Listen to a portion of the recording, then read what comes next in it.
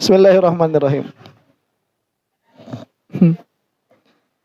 Wat tasalsulu muhalun aidon, dan tasalsul itu juga mustahil lima arafna min istihalati hawadisa la awwalalaha, karena engkau tuh sudah tahu bahwa hawadis tidak ada awalnya itu mustahil. Wa qad asyarna huna ila ba'di barohini istihalatiha, dan kami telah menjelaskan wa qad asyarna, dan kami telah menjelaskan di sini kepada sebagian burhan mustahilnya. Jadi kalau misalkan kata kalian mustahil tasalsul ini sudah mustahil pada dirinya, badihian sudah itu cukup lah ya. Cuman kalau misalkan kita mau burhan, mau penjelasan atas mustahil tasalsul, kami telah menjelaskannya. Apa itu? Wa huwa luzumul jam'i bainal faragh wa adamin nihayah. Yaitu lazimnya jam'un berkumpul antara selesai dan tidak ada selesai. Antara selesai dan tidak ada selesai. Itu jam'unnya itu. Paham ya? Ya kontradiksinya di situ. Jadi kontradiksi apa? Selesai dan tidak selesai. Jadi beginilah gampangnya mah. Yang satu butuh sama yang dua butuh sama yang tiga, kan begitu. Jadi yang ketiga butuh yang kedua butuh yang ke satu sama yang ke satu. Apa syaratnya? Yang ketiga ini ada syaratnya itu, yang kedua harus selesai dulu adanya. Paham? Apa syarat yang kedua ini harus ada? Syaratnya itu yang pertama harus selesai adanya. Lah kemudian ini kalau misalkan dia itu tidak selesai, terus membutuhkan kepada sesuatu yang baru, mau selesai nggak tuh? Kalau awalnya nggak selesai, ini selesai nggak? Kenyataannya ini selesai. Maka ini selesai dan tasalsul, paham? Maka akan terjadi kontradiksi, dua perkara yang bertentangan. Apa itu? Selesainya perkara dan tidak selesainya perkara. Jadi kan berarti untuk selesai yang nomor 3 ini harus selesai yang nomor 1, kan begitu? Karena nomor 1 ini menjadi syarat bagi adanya yang nomor 2, dan nomor 2 ini menjadi syarat atas ada yang nomor 3. Kalau tasalsul, mana nomor 1-nya? Nggak ada. Kalau nomor 1-nya nggak ada, berarti nggak ada semua. Sekarang kita nomor berapa nih? Sekarang kita nomor berapa? Ya kita kita mudahkan saja. Kita itu nomor 1.800.000.000. Biar gampang, kan katanya 1.800.000.000 tahun. Berarti kita itu nomor 1.800.000.000. Lah nomor 1.800.000.000 ini selesai, berarti nomor satunya harus selesai dulu. Gimana sekarang kita mau jadi nomor 1.800.000.000 kalau nomor satunya nggak selesai? Dan nomor satunya juga membutuhkan pada yang lain, berarti bukan nomor 1 kan? Berarti selesai nggak tuh? Nggak selesai. Sedangkan kita ada, berarti selesai nggak? Selesai. Kalau kita ada, yang mana adanya kita itu butuh kepada penyelesaian, ya, tapi sumbernya ini tidak selesai-selesai, berarti kumpul di dalam pikiranmu itu dua perkara. Apa? Berkumpulnya selesai dan tidak selesai. Itu mustahil. Jadi itu kontradiktif. Paham sampai sini? Nah, asal babari dulu iya nya. Udah pada dalilu tatbik. Oh, kita ini infinity. Saya tuh kemarin belajar matematika infinity itu. Jadi infinity itu begini. Lucunya matematikawan itu begini. Apakah infinity yang satu itu bisa lebih besar daripada infinity yang lain? Mereka katakan bisa. Kenapa? Karena secara penalaran, ya. Karena secara apa? Penalaran. Infinity ditambah 1 berapa? Tuh, infinity plus 1. Iya kan? Infinity plus 3 berapa? Infinity plus 3. Berarti infinity plus 1 ditambah infinity sama infinity plus 3 banyak mana? Banyak infinity plus 3. Padahal itu secara logis tuh mustahil sebetulnya. Itu kan dalam simbolisme bisa. Itu di dalam simbolisme loh. Bukan di dalam kenyataan. Karena kalau di dalam kenyataan 3 ditambah infinity, iya infinity. Dan infinity itu sudah tidak bisa ditambah sebetulnya. Gimana infinite bisa ditambah? Karena kan dia harus masuk infinite, kalau ditambah oleh sesuatu yang lain ini harus masuk ke dalam yang infinite itu. Iya kan? Dan kalau dia masih bisa ditambah berarti tidak infinite. Cuman di dalam simbolisme yang memang bisa. Sampai ada yang namanya itu ini hotel apa gitu ceritanya itu kan. Jadi kalau misalkan ada hotelnya ini infinite hotel dengan infinite guest. Ya, jadi hotelnya tidak ada batasnya dan dia penuh. Tamunya pun tidak ada batasnya. Coba ditambah lagi, datang lagi tamu baru. Penuh kan hotelnya? Gimana caranya? bisa masuk. Taikin semua ke atas. Biar dia bisa masuk. Lah tolol kalau kayak gitu. Kalau infinite nggak bakalan habis. Kan gitu kan. Kalau infinite nggak bakalan habis. Kok infinite kok penuh? Ya, Bapak ini hotelnya berapa lantai? Tidak terbatas. Saya mau masuk ya, penuh. Tolol kamu itu. Ya. Resepsionisnya sama kita ditempel yang itu udah. Supir itu kan. Wow, ini tolong. Bapak punya uang berapa? Saya punya uang tidak terbatas. Minta dong 50.000, habis. Tolol. Beleduk tuh. Cuman memang secara simbol matematika ya bisa saja. Maksudnya masih make sense. Secara simbol, tapi tatkala dia masuk ke dalam realita, dia sudah tidak bisa. Paham ya? Ya kayak apa? Kayak antara 1 dengan 2 kan gak ada batas. Gimana kita mau ngitung sampai ke 2? Lalu sebelum 2 itu ada 0,1. Sebelum 0,1 ada lagi, itu gak bakal bisa terus ngitung kalau kayak gitu. Ya itu kan di dalam pikiran kalau kamu melihat angka nilai yang tidak terbatas di antara 1 dan 2. Tapi pada kenyataannya pasti terbatas. Ya. Tolong Pak, saya mau beli melon 2. Maaf tidak bisa karena sebelum 2. Saya gak bisa bikin 2. Tolol itu. Ya beleduk. Aduh. Itu makanya kita tuh harus membedakan antara realita dan logika dan simbol dalam logika. Itu 3 perkara yang berbeda itu. Ya kalau misalkan infinite tambah infinite bisa jadi 2 infinite kan begitu. Ya 2 infinite kali 2 infinite 4 infinite ya gimana? Itu kan cuma simbol doang. Ya pada kenyataannya tidak seperti itu. Begitu. Makanya kata Manatiko dulu, mantik itu ada yang haramnya tatkala masuk perkara-perkara seperti itu. Karena dia tidak realistis begitu. Jadi secara simbol dia bisa dipahami tapi tidak realistis. Ya enggak juga. Jadi dalam pengertian apa? Dalam pengertian perkara-perkara yang membingungkan orang. Kan kalau saya emang enggak bingung. Saya ini belajar infinite enggak bingung juga kok. Udah kuat awalnya gitu. Ya, jadi landasannya saya itu udah kuat. Ya, coba kalau Mang Ewong coba diajarnya matematika liur sorangan. Ya, dan saya pun pernah mengalami kebingungan itu dalam pengertian kok iya gitu ya. Pernah mengalami kebingungan itu. Ini subhat, ini mustahil, cuman kan bingung juga.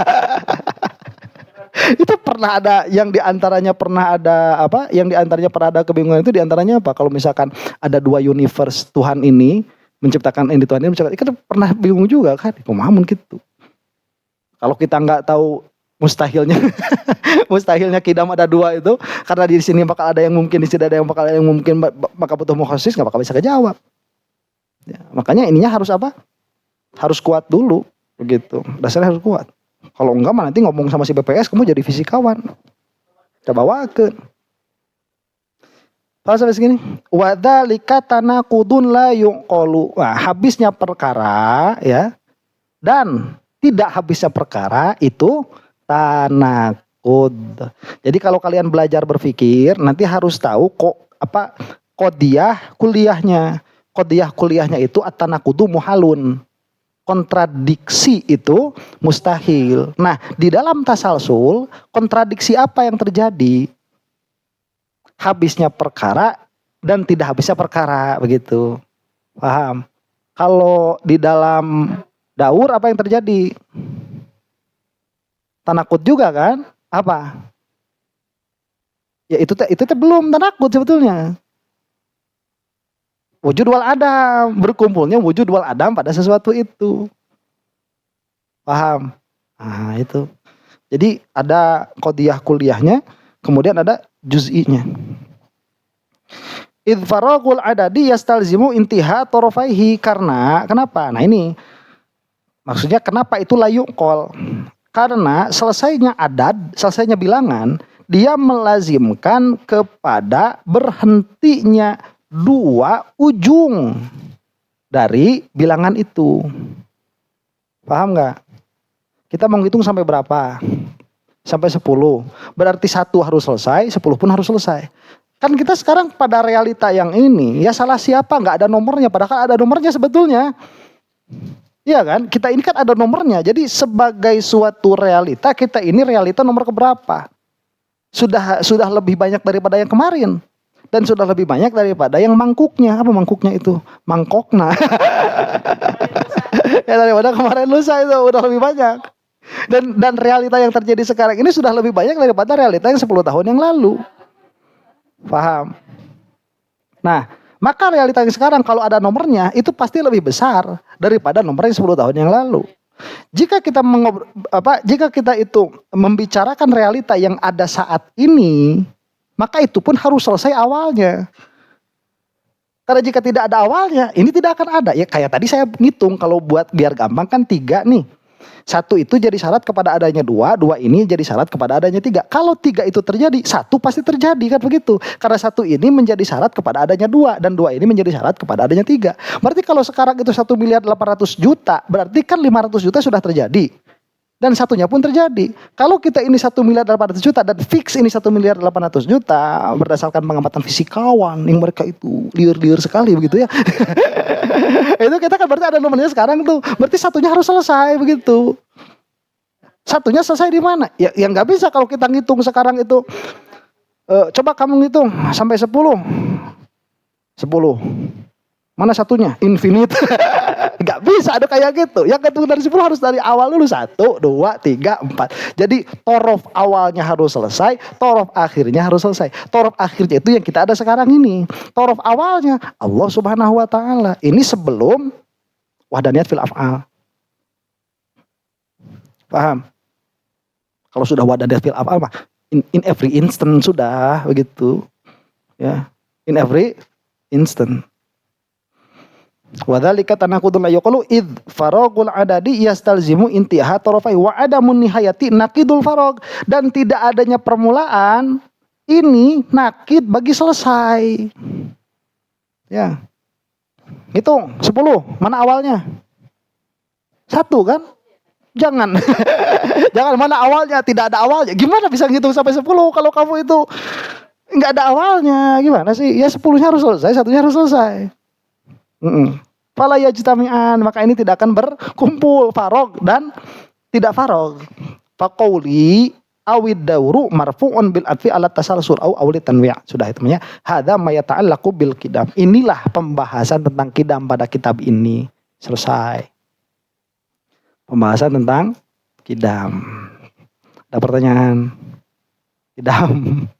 Ada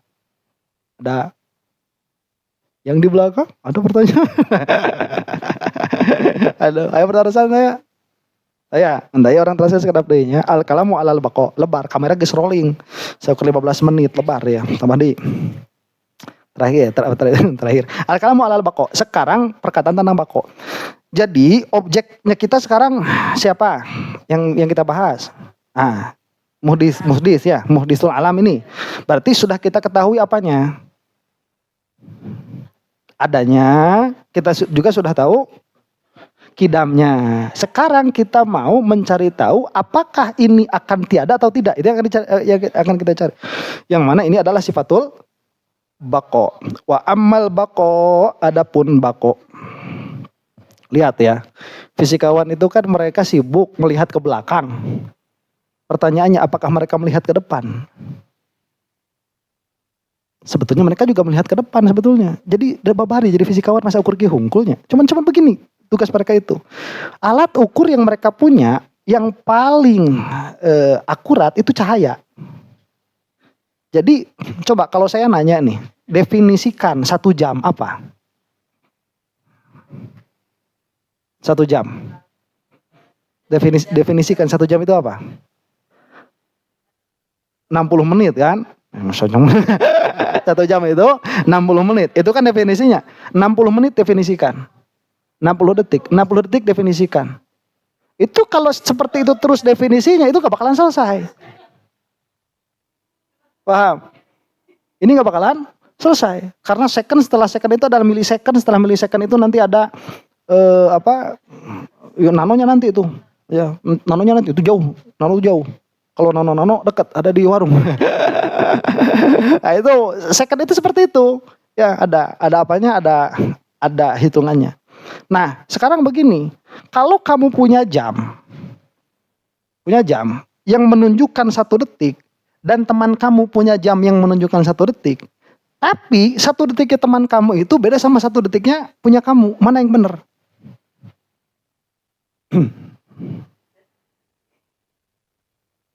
Mana yang benar?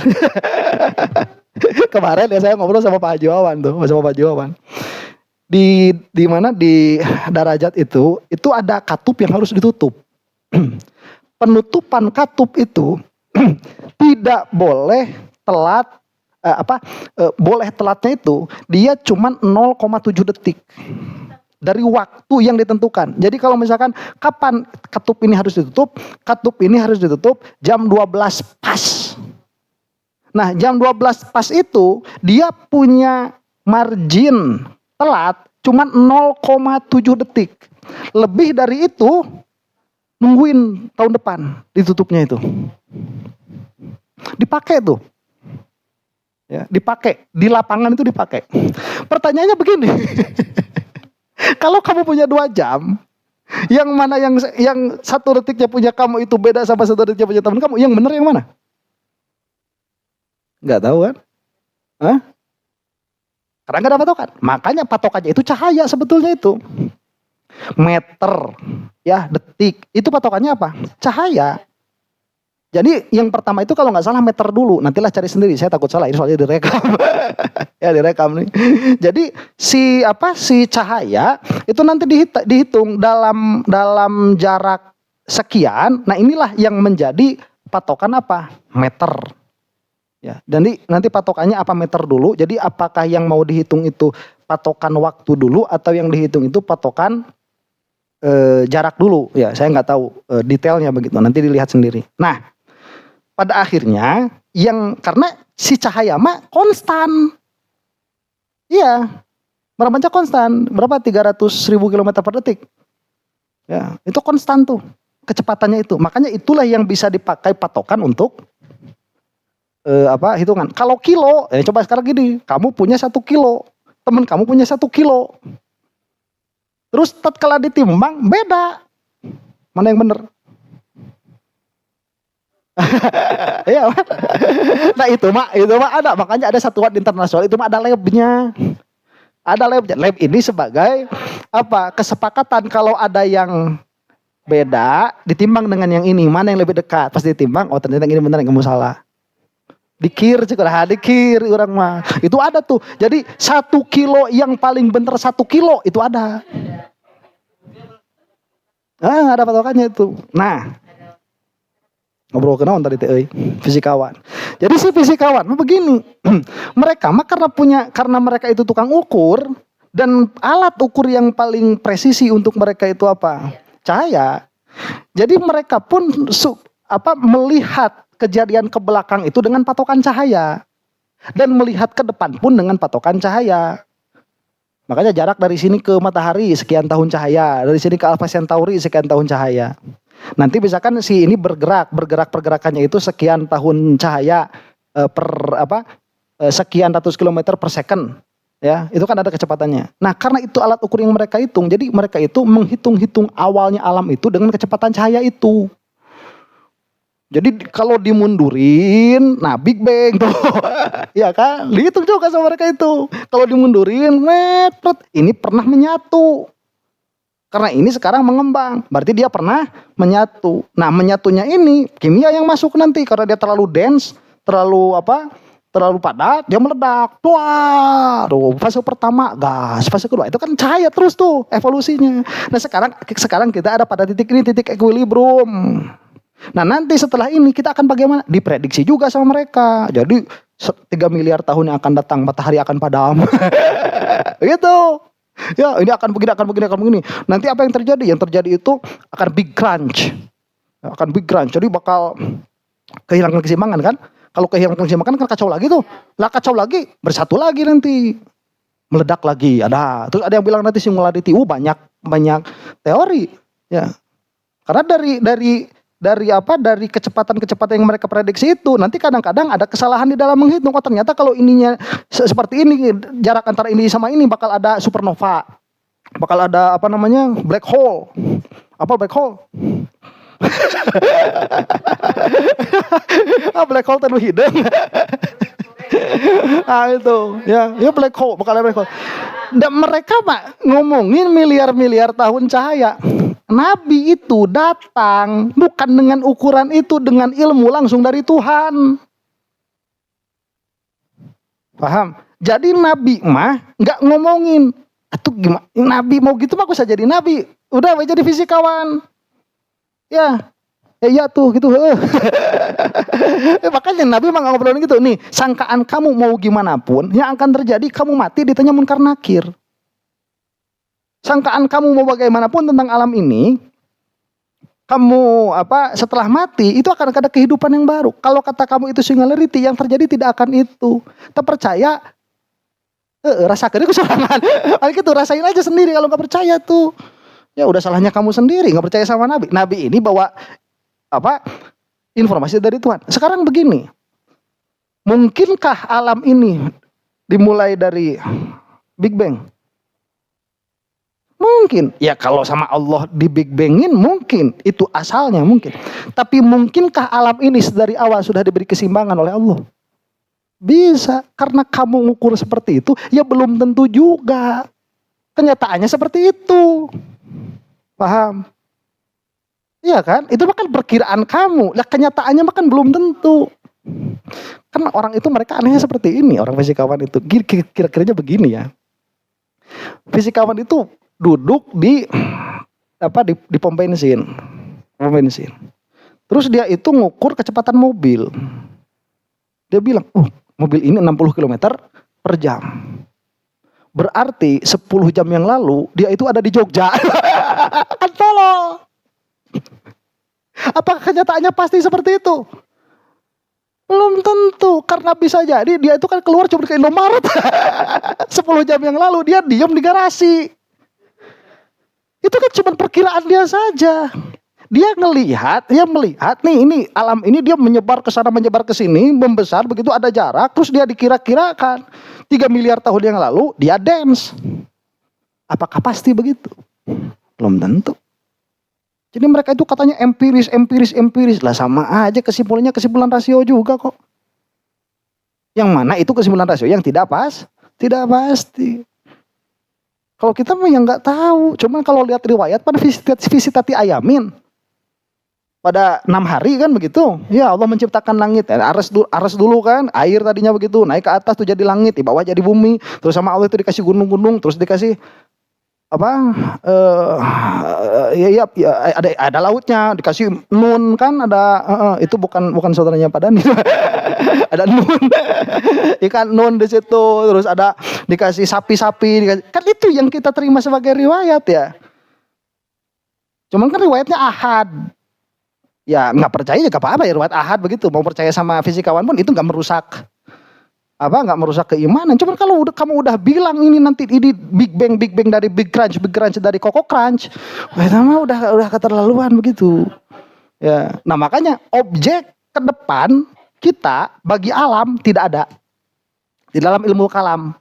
Jadi alam itu dia hanya mengantar kepada wujudul ilah, kepada wujudul muhdis. Sudah. Kita mah nggak ngomongin alam ini 10 hari kemudian akan bagaimana. Ya, apalagi keadaan hati kita. Ini makan bagaimana gitu 30 hari akan datang ini bakal bagaimana, nggak ada, nggak jadi objek. Ke depan bagaimana? Itu kalau nanti masuknya di apa? Di sam'iyat. Sam'iyat ke depan itu bakal bagaimana? Sam'iyat. Kita mah gak ngobrolin ada big hole, ada black hole, ada supernova, kemudian ini matahari akan padam. Enggak, karena ini selesai dengan sam'iyat. Rasulullah bilang apa? Yang mutawatir, 1, kamu mati ada munkar nakir, kan begitu. Ya, 2, sebelum kamu mati ada rokib atid. Kalau sholat pindah yang kiri ke belakang. kan itu ya dibahas, kita mau pakai sam'iyat. Paham ya? Nah, ke depan kita membaca bagi Allah pada sifat bakoknya. Ini sekarang akan kita bahas nih. Apakah Allah ini akan terkena oleh tiada atau tidak? Ya. Karena kita belum membahas mukhalafah lil hawadits. Kalau sudah membahas mukhalafah lil hawadits, ini sebetulnya nggak usah dibahas. Karena Allah kan tidak kena sama waktu kan. Jadi kalau Allah itu udah ketemu wujudnya dan ketemu mukhalafah lil hawadits, itu sudah pasti kidam dan bako. jadi kita itu di sini dulu, jadi runtut. Ya, kalau misalkan nanti nih, Ustadz yang paling penting di dalam ilmu kalam itu apa? Yang paling penting itu wujud, kemudian wahdaniyat, ya, kemudian sifat ma'ani. Sudah, karena kalau misalkan sudah wujud dan wahdaniyat, pasti kidam, pasti bako, pasti mukhalafah lil hawadits, pasti qiyamuhu bi nafsihi. Ya. Cuman karena ilmu kalam ini dia salah sangkanya khotir azim, bisa nggak keluar dari api neraka, maka harus dijelaskan semuanya secara detail. Nepikeun kamu ta'alak karena dia bahas. Mana eta nu ngaliurkeun. Halo. Tadi kan Bu Imas ya baru aja ngaji pas taluk. Oh iya taluk deui tang deui wae. Aduh. Ngapokan ngaji nu kitu teh. Ya sudahlah, kita nanti bahas bab bako. Sekarang kita bahas itu dulu ya. Apa? Jadi, alhamdulillahirabbil alamin, sallallahu alaihi wasallam Muhammadin wa ala alihi wasallam.